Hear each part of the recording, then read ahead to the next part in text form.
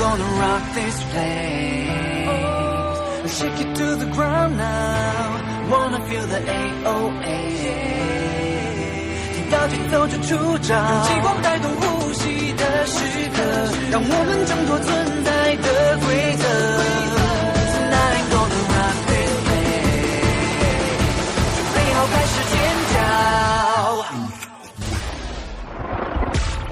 Hey JP. So back in my day, things moved a lot slower. A lot slower. Right? Yeah. People didn't start hating on Star Wars till 10, 20 years after the movies came out. Sure. Right? Now we have a new movie. We went to see it. We loved it. What movie? The Force Awakens. Oh, yeah. Right? Yeah, that's right? a good one. Little movie that came out Well, couple weeks ago. Yeah. I enjoyed it. I got everything I needed out of this movie, right? Mm-hmm. And then I turn on the internet, and what do I see? Hate for the movie. Hate for this movie that we've all, again, The Force Awakens. We're talking about Star Wars here, JP. Tonight. Okay. Well, tonight we're talking about Star Wars. Oh, all right. Well, I liked the movie, Ron. Yeah, I did. Yeah, me too. The thing about it is it had the material to be a good sequel, but the directing was shit. There's no plot. The whole thing's nonsense. The elements are forced. There's no build-up. It doesn't use characters. In general, it's kind of pointless. It's like one of those first-grader homework essays on an A5 sheet of paper with only simple sentences, big letters, bad grammar, and not literature. Wow. That's your thoughts or someone else's thoughts? That is the thoughts. I thought we liked the movie. That's the thoughts of Gerkley Gax. Gerkley Gax. On MovieWeb, posted Wednesday. Wait, Wednesday before he saw the movie? Or after? This wave of hate you're describing. So backlash is what we used to call it. The backlash happens almost immediately. Yeah, like the movie's released. Yeah. And within 5 days? Quicker than I'd say within 2 days, people start hating on the movie. Yeah. What do you want? Star Wars fans, what do you want? George Lucas, what do you want? $4 billion wasn't enough? Yeah, come on. All right, let's folks. We wanted to. Ball. Yeah, we wanted to. Who knew that after a year and a half of doing our little podcast, Delusions of Granular, that our Hate the Haters episode would come out now. Yeah, for the new movie. People out there hated the prequels. Yep. Hard to get away from that. As much as we're fighting a good fight, or as much as we're fighting a good fight, and we want to, trying to be a part of the wave of people that are not hating the prequels. Yeah. There are people out there that hate them. And that hate had a spreading effect, too, going back to Return of the Jedi. Return of the Jedi starts to get enveloped in a little bit of hate. Yeah. So, we get that. But then the new movie comes out. George Lucas has been basically banished for being clumsy. Right. No, he's been banished because he basically made the prequels and people hate it. And he was involved in Indiana Jones 4 and he's basically been told, we don't want you to make movies anymore, George. Here's some money, shut up and go away. Yeah. So the new crew comes in, JJ is making the movies, Kathleen Kennedy's in charge, the story group, blah blah blah. Yeah. People go see it. I don't know. All of a sudden, people are like, "Yeah, this isn't good. This is not good. I wasn't wowed by this. I don't have the feels for this movie. Well, this is just a remake. This is just to quote Marcus, plot holes everywhere." To quote Marcus Estrada, "It's a good film. I enjoyed it a lot, but it isn't great. What it holds back is its familiarity and nostalgia-based storyline. If Disney had been a little more creative and inventive with the story, the film could have been an instant classic.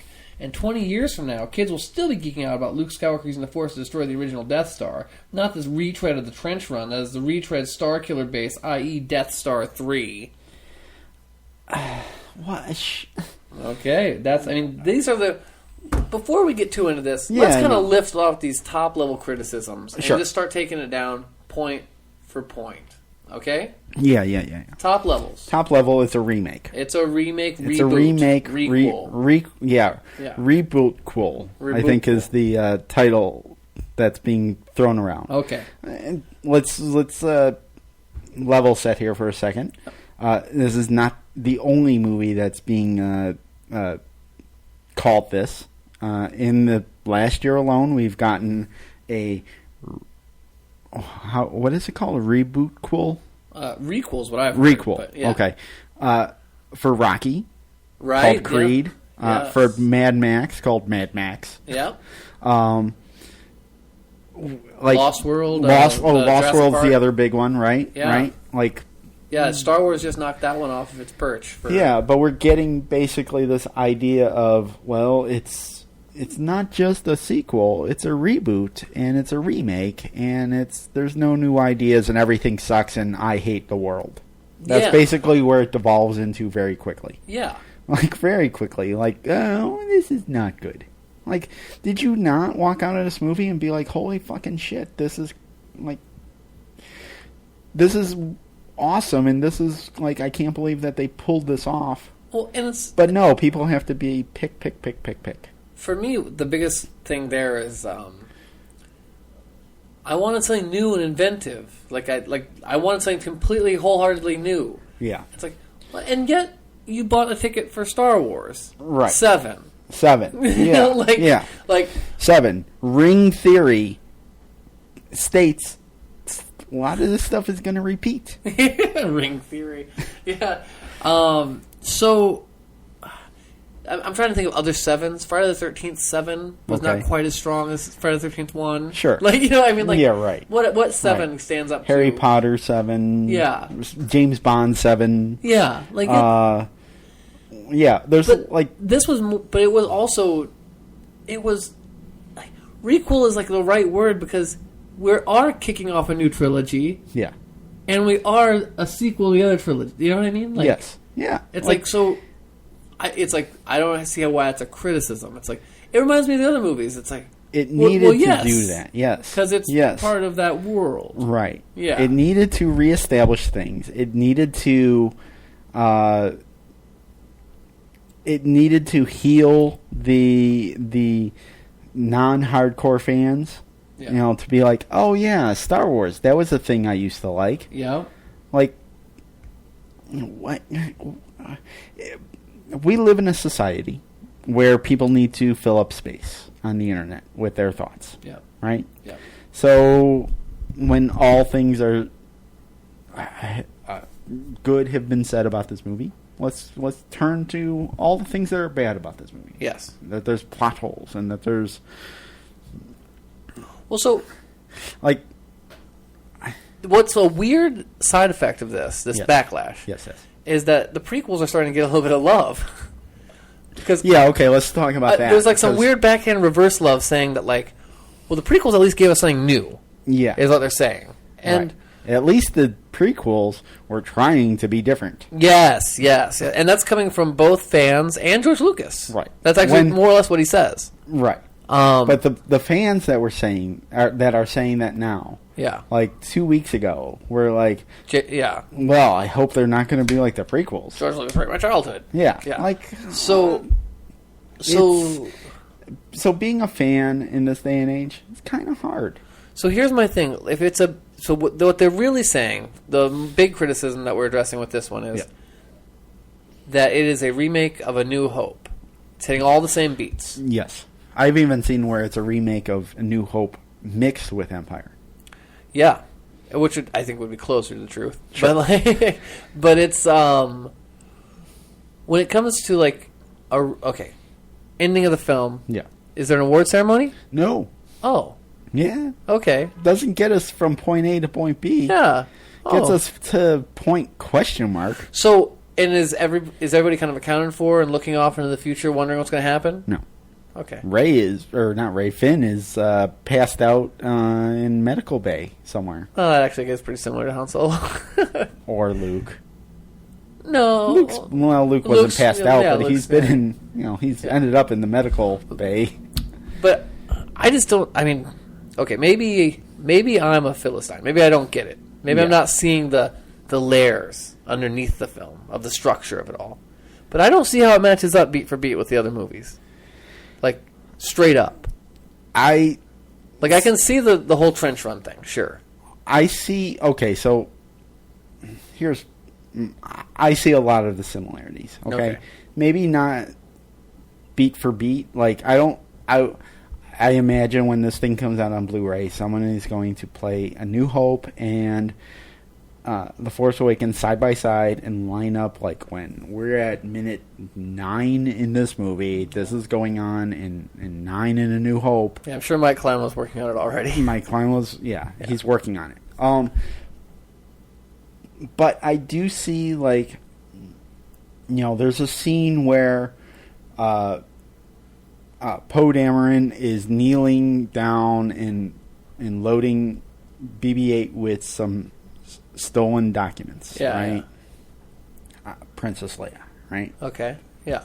Like, there's moments throughout the movie, there's I wish I had, like, I have a clear one in my head, but I don't want to get to it yet. But, like, there's moments throughout that are just like, oh, okay, I could see that's, Yeah, there's a lot of visual reuse, which is always, reuse, yeah, and that's always in Star Wars. Right. Yeah. They have to go rescue the damsel in distress on the Death Star, but this time the damsel in distress rescues herself. Okay. Yeah. But see, that's all mixed up though, because that's at the very end of the film, right? So that's not the same structure. It's not the same structure, but it's all about callbacks and. What I'm saying as George Lucas said, it's a symphony that's being played. Yeah, and there's motifs that are being picked up. And it's like a poem. It's a tone poem. Yeah, but like, there's motifs that are being played upon. Like, essentially, Star Wars is the same story over and over again. Well, it's the hero's journey. It's the hero's journey. Joseph Campbell. And that's the thing, is that they're just mixing up the hero's journey. They're just moving the parts around.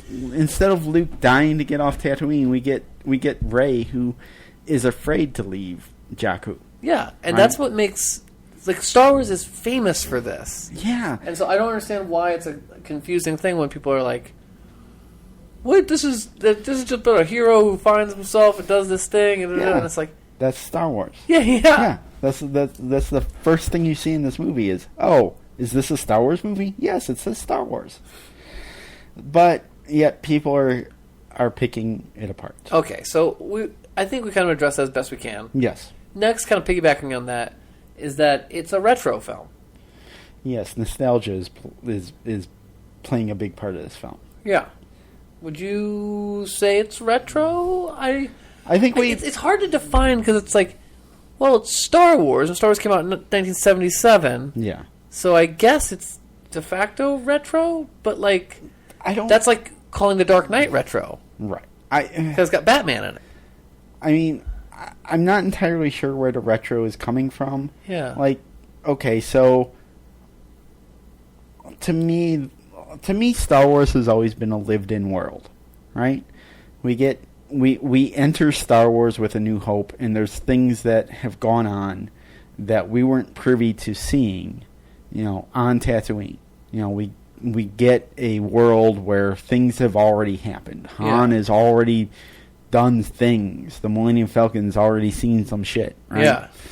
And now we have the hindsight of actually seeing things. We've seen things happen in this universe.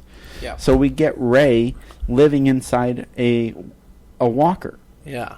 Right? Is that nostalgia, or is it just like, oh well, we've seen a walker before, so all of a sudden that's nostalgia? No, this is a lived-in world. Like, stuff was there before. We just entered in the middle of it before. And then it's also like, and we see a whole bunch of new gangs and droids and aliens, and it's like, and that's nostalgia because they did that in Star Wars. And it's like, well, what new can we bring then? Right. If everything new is nostalgic because they did new things back then, like right. And it's like, okay, so let's two things I've been hearing. Yes. We got a cantina scene in Star Wars. Now we got a cantina scene in Maz Kanata's Kanata's Maz Kanata. Kanata. Right. I want to say katana. I think we said it all last episode. Right. Yeah. I've been trying not to say it because I know I'll get it wrong. Well, we're still trying to learn all these damn names. Right. Yeah. Okay, so we get basically a mirror image of the Mos Eisley Cantina scene, right? Yeah, but now it's the Kanata scene, right? And yet I'm like, well, yeah, this shit happens. There's watering holes throughout the universe. Yeah. I didn't see a Greedo. I didn't see a Hammerhead. I didn't see a Snaggletooth. I didn't see any of these characters. Like, it's all new creatures, right? And it's also, I don't know, it's also played very different. It's played differently. Like, yeah. It feels like a different environment. And partially because there's an old Han Solo there. Mm-hmm.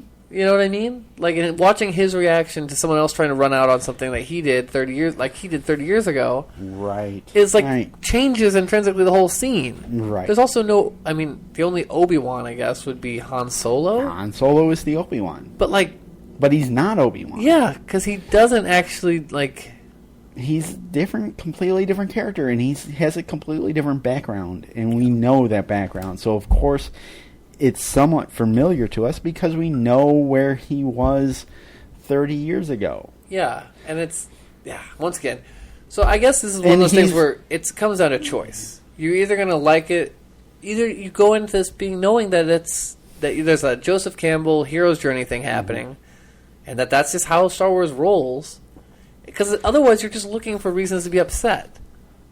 It's like, I'm upset that this movie had an ending. Right.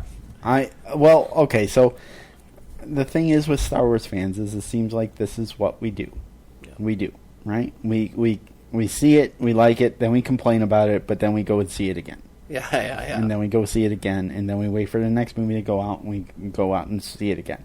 But was it always like this? I don't think it was always like this. I think the internet is a big to blame for this. Yeah. I blame the internet for how I ended up perceiving the prequels, and I got over that by no, wait. I'm not listening to what people are saying on the internet. I like the prequels. I got over it by putting a Q-tip really far in my ear. Yeah. I guess as far as I could. Right. But it's I don't know where or who it's coming from this time around. Yeah. I want to say it's the OT fans that hated the prequels love this movie. Yeah. But it doesn't seem like it's as focused. It seems like some of the OT fans don't like this movie as much because it's it's just repeating the old movie. You didn't like the prequels, that didn't repeat the old movie. So, what do you like about Star Wars? You know where it's coming from? Huh. I think content vacuum. Yes. It's that need to create content. It is the need to create clickbait. Content. Yeah. And not only clickbait in terms of Gawker needs an article, let's write, top 5 reasons this movie's bad. That'll get people to click it. It's also commenters being I wanted to say something, I wanted to sound smart, sure. And it's I went to film school so I can cite that the structure of this is all over the place and the cinematography is truly atrocious, Oh, okay, so this will validate my degree, even though I'm not making films. No, I totally understand what you're saying, and I've been wrestling with this because, you and I, we've done this podcast, and I think we've rallied against this for quite a while. It's yes, people are talking because everyone has a voice, and they need to talk, and they want to be heard, and yet here we are sitting in front of 2 mics, talking, wanting to be heard. Right. And yet, I feel like I want to. I don't want to be a hypocrite here, right? I don't want to be. I don't want to be the hypocrite. Yes, I want to be heard, but I'm trying. 100% comfortable being a hypocrite. Well, okay, maybe I am too, but maybe I'm just struggling with it a little bit. I want to be heard, but I want to rally against this hate. I want to, You want to build a bridge rather than... I go back to my second viewing of The Force Awakens. Yes. I've already seen it once. You and I went to see it. Yeah. And I know going into it the second time around, I know what I'm going to get. I know what's going to happen. And it's a big, it's a big thing that's going to happen. And it's a hard thing to get through, but Han Solo, dies, he dies. Yeah. Spoiler, again. But I'm watching it with people that haven't seen it yet because this is opening day, and you and I got to see it. Yeah. The night preview it came out, right? Yeah. And I'm watching it with a packed house of people who haven't seen it yet, right? And Han is like walking onto that bridge. Yeah. Right. And I have people sitting behind me that are like, literally, like emotionally, like, no, don't do that. Yeah. Don't do that. Yeah. No, stop. Right. Yeah. And that to me is like says more to me than anything that's being said on the internet. Any review is like, no, this is hitting people. Yeah. Here in the heart. Yeah, it works, and it's made over $1 billion in less than a week. So right. Boom, this whatever. is hitting people. So everything that people are saying on the internet, well, it's a remake. It's not new. It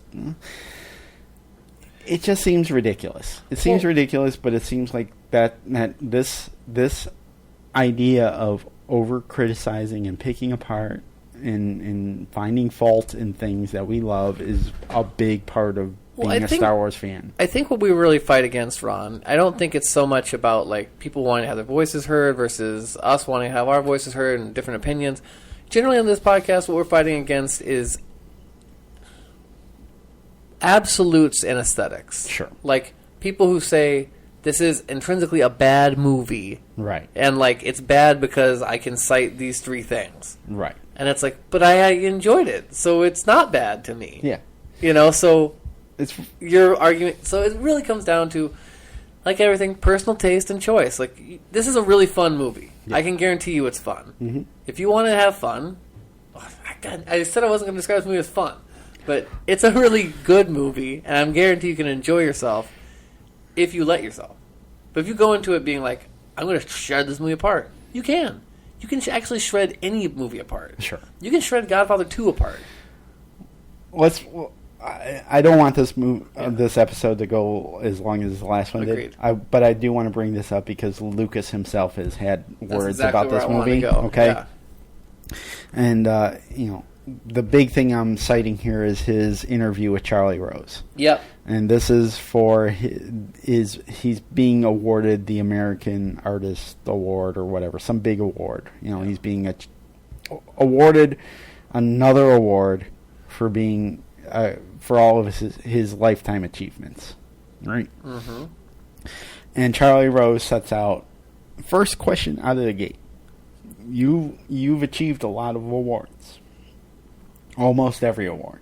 And George Lucas, or not even, he doesn't even use the word almost. He's like, you've achieved every award.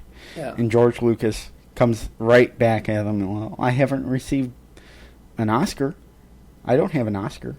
Yeah. And Charlie, why haven't you received? Why do you think that is? And George Lucas is like, well, because I make what I do is more popular. Yeah, I make things that are too popular. And I'm like, George says a lot of weird shit in this interview. That is a weird, it's a weird... Because he also says the weird line of, me and Francis Ford Coppola give each other a lot of awards all the time. Yeah, it's a weird... weird interview. I suggest people going on and watching it in its entirety. It's about an hour. It is the interview that's going to go down in history as George saying that he sold Star Wars to white slavers. Yeah. And he's apologized for that. That must have been an awkward conversation when we went home. Yeah. Yeah. Oh, yeah. Yeah. Oh, yeah. Right. Yeah. I forgot about that. It's a little weird, right? It's a little weird. Yeah. George has a weird sense of humor, and he laughed at that. He chuckled at that little line, and no one else did. Yeah. George, his wife is African American. Yeah. So everyone catches that. It's it's awkward. It's awkward. Yeah. Oh, honey, I didn't mean it that way. I said white slavers. $4 billion or not, he was sleeping on the couch for a couple. Yeah, I had to have, right? Like, real foot and mouth on that one. But the big quote is, make it new. Make it new. He wanted to do something different with each movie he made, and that isn't what Disney wanted. They wanted to make a retro movie for the fans. Those are his what words. the fans will like this movie. Yeah. He didn't say he liked the movie. Yep. Fans will like this And we movie. cited that a few episodes ago, too. Yeah. And I get it. I mean, it's got to be hard for the guy. Yeah. You know, especially now that the movie's basically going to outgross every other movie that's ever been made. Yeah. To be like, yeah, that's not my Star Wars. I didn't make that, but thanks. I didn't make the most successful one, but I made the first. Yeah. You can always have that. I don't understand why. It's a weird thing. We're always interested in the personality of George Lucas because he's an odd guy.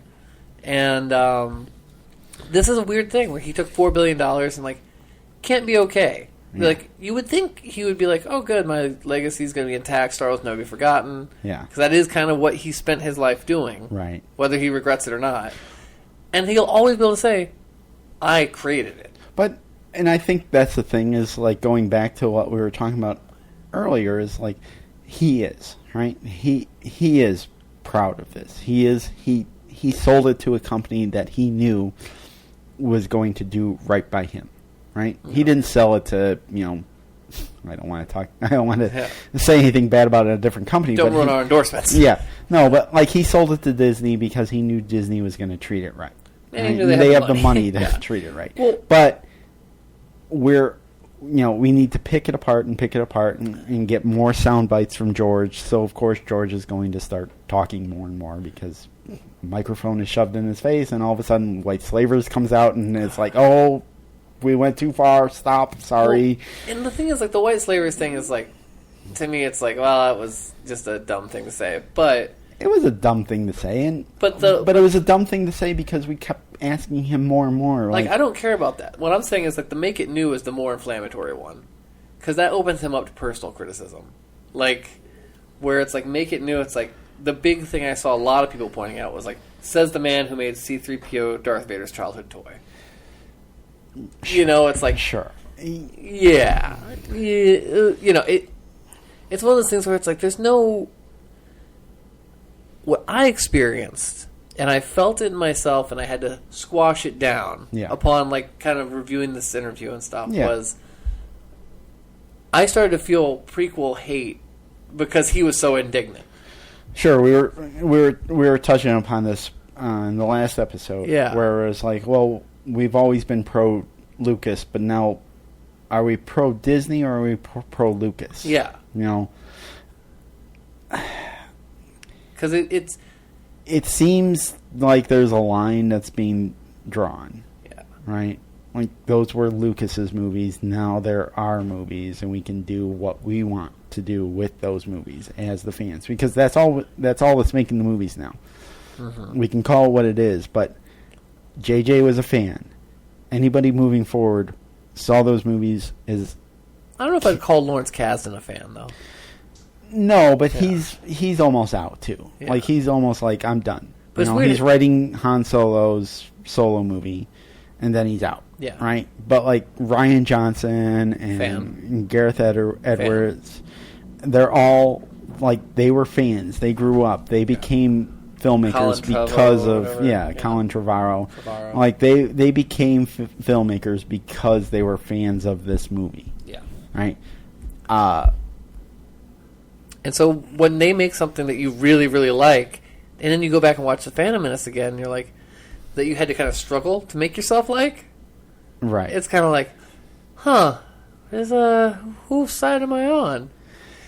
So that's a bigger question. It's a bigger question. But I think that the prequels are going to go down in history as being not hated, but odd. Odd.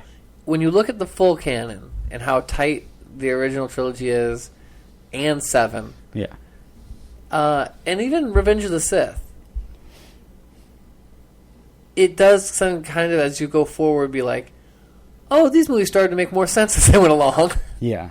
You know? Yeah. It's not unlike Harry Potter, though. Like the Harry Potter series. You referenced that earlier when we were talking about 7. Yeah. Like, where the first one's like, okay, this is a real kiddie movie that's kind of weird. And then, like, as it gets forward, it's like, oh, that makes a lot more sense. You know? Right. Yeah. So, I one of the things I wanted to bring up in this episode is, almost immediately, people are revising the ranking of the 7 now. Yeah. Right? And they're putting this one either at the top or just beneath Empire and A New Hope. Yes. Yeah. And I'm not saying it isn't warranted, right? But this movie is not even a month old. Right, yeah. That's easy to do that. Like, yeah. I don't want to rank anything Don't yet. get swept I don't up want to in this. rank it. I don't want to rank this. Like, I like the moments. Yeah. I like the story that it's telling. Yeah. But to compare it to a movie that's been out for 30 years, like that's you can't compare it to the prequels. You can't compare it to the OT. You can't give it time to breathe.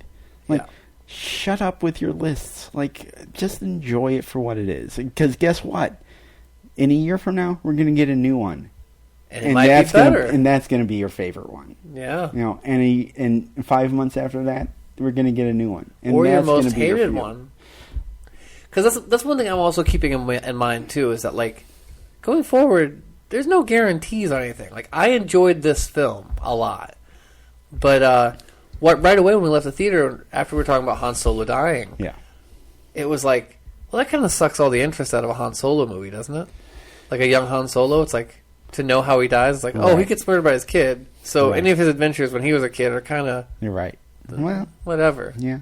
I mean, I don't know how it plays out in the future. I really don't. You know, I don't know what goes beyond 2020. Yeah. You know? Once again, we find ourselves at the end of Empire, looking out the window at the future. Yeah. What it holds. Yeah. So, any final thoughts on the hate that's being stowed upon this film? Once again, just like we always do, just check yourself. Did you enjoy the film? Like, don't go into hate. That's not fun. Yeah. Silly. I mean, I know that I know that there are listeners of this podcast that have not enjoyed it as much. Yeah. And I question their enjoyment. I really do, because I feel like I actually would have not enjoyed it as much right before I left for my paternity leave from the podcast. Sure. At that point where I was like really kind of going to the dark side. Sure. If it would have come out right then, I might have been less into it. Do you know what I mean? Like, interesting. I don't know if I believe that. I believe that. I think we brought it up earlier, or maybe it was on the previous episode. This movie, it is what it is. It's a sign of the times. Yeah. This movie couldn't have come out in 1999. This movie couldn't have come out in 1977. Like, this is a true sign of not only of like a reflection of society as it is now, but a reflection of the movie industry as it is now. Yeah. There's a lot of reboot, prequel, sequel, whatever we're calling these things, right? Uh-huh. That's happening. Yeah. Right? Also, did want to bring this up, right? Hunger Games. You know, the rise of the young female protagonist. Oh, yeah, of right? course. Like, a year or two down the line, are we going to lump The Force Awakens in with the Hunger Games and being like, oh, well, you know, Rey is just another Katniss. You know, it's like... Or Rey is Mary Sue. A Mary Sue. Yes. Not just a Mary Sue, but is derivative of Katniss Evergreen. Right? Okay. I'm like, well, is that a criticism of the movie that we're bringing females into the role of protagonists? The easy way to shoot that down is like, well, you know, is Luke Skywalker derivative of I'm losing another protagonist. Flash Gordon. Yeah. It's like, but I mean, I'm wondering. I'm wondering if like someone's going to start to make that connection, and be like, oh well, Rey, she's just Jennifer Lawrence is much better than Daisy Ridley. Martin McFly is just a ripoff of Luke Skywalker. Whatever. Shut up. I don't know. I think that's silly. We didn't bring that up real quick. People who are tearing down Rey. She's a Mary Sue covered in plot armor. Oh, so I had to do a hard search to find out what a Mary Sue is. I'm familiar with it because that's how people describe Captain Kirk. So Mary Sue is basically a character that's too good. Yeah. Right? That's too bulletproof. Yep. They always have the right answer. Their gambits always pay off. They're like invincible. They're overpowered. That's bullshit. Yeah. That's bullshit. That's really searching for trouble. That's bullshit. That's searching.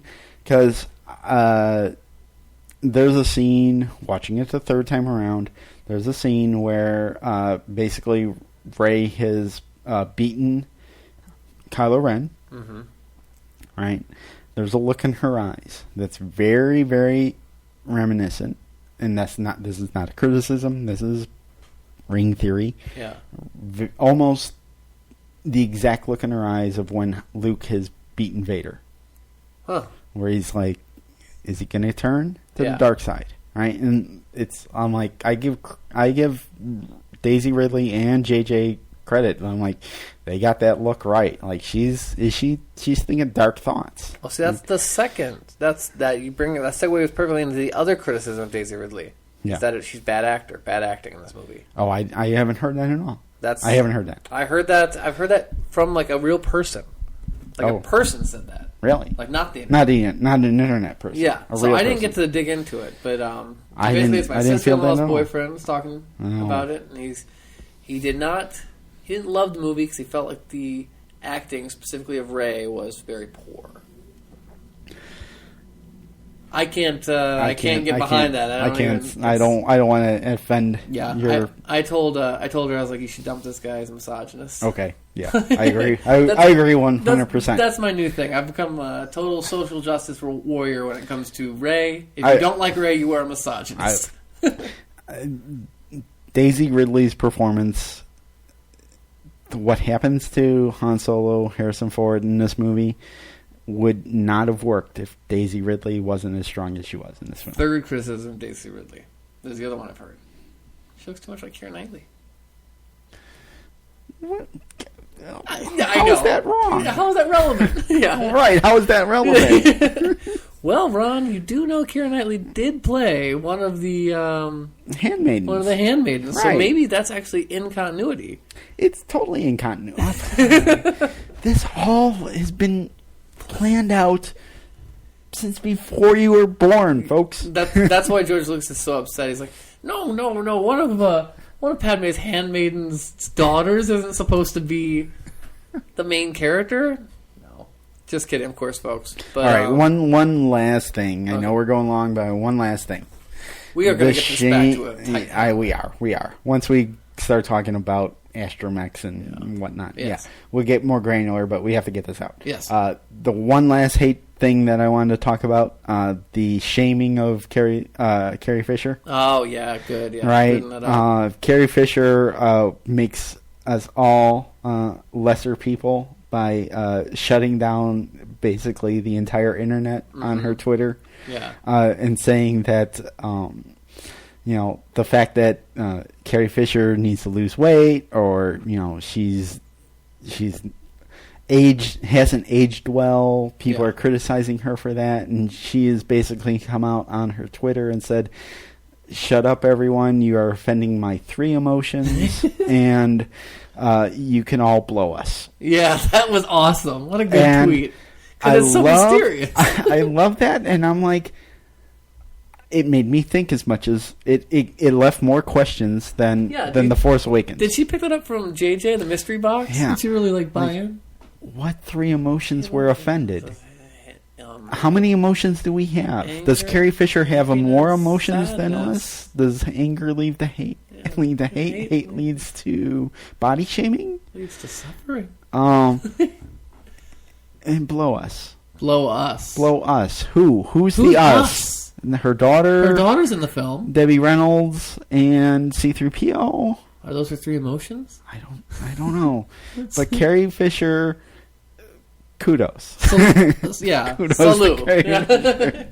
Kudos. Wow. All right. So, yeah, I don't know where the hate's coming from, but I think it will continue to be a part of the Star Wars franchise as we move forward. I don't know where the hate's coming from, but I'd like it to stop. I would like it to not Blow us. Hear us. Yes, blow us. So, folks, this is Delusions of Granular. Where we're talking Star Wars. Not hating Star Wars. And if we are still shopping for a if new you're hating timeline. Star Wars, blow us. Yeah. That's our Yeah, tagline. there we go. All right. You can find us at delusionsofgranular.com. You can find all of our episodes there, as well as links to our social media and whatnot.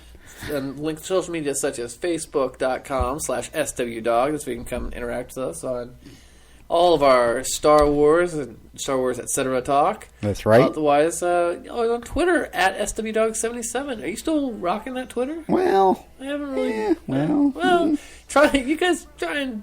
if you're on there, you'll see some stuff from us. But yeah, whatever. Yeah. You can also call and leave us a message at 651-337-9364. That's 651-33-SWDOG. I'm going to hit this one hard, Ron. I would like to get some email at the, swdog77@gmail.com. We haven't been pushing email as hard, and the mailbag is looking a little light. And with TFA out, I would like to get some serious mail. So swdog77, that's the number 77, @gmail.com. Let me bring up something about the email. Yeah. The email totally tells us, more so than the voicemail, where you're coming from, where SW Dog has reached. Yeah. I feel like people on the email, they kind of tell us where they're from and that, and we have outlets of listeners in Canada, in the UK, in all parts of America, and reach out to us. Tell us where you're from, because I want to see who we're reaching out there. And if you're from Dubai, perhaps you're interested in an investment opportunity in this podcast. That's right. Always looking for that. And as always, folks, specials. you can subscribe to us on iTunes and Stitcher, and you should be able to find all of our past episodes on there. I recommend that you go through our past episodes. Maybe not all of them, but some of them. You can listen to JP and my journey as we got to where we are today. Yeah, two lapsed fans who spent the year getting it all back together. Yeah. So that's our hateful episode, and stop the hate, folks. Stop the hate, and can we all just get along? Yeah, just stay granular. Yeah. All right.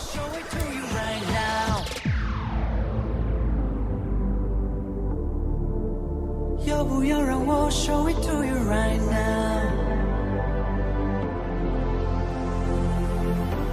频率乱套，高低揭晓，这是我的名字，我的记号，上紧发条，现在起跳，1, 2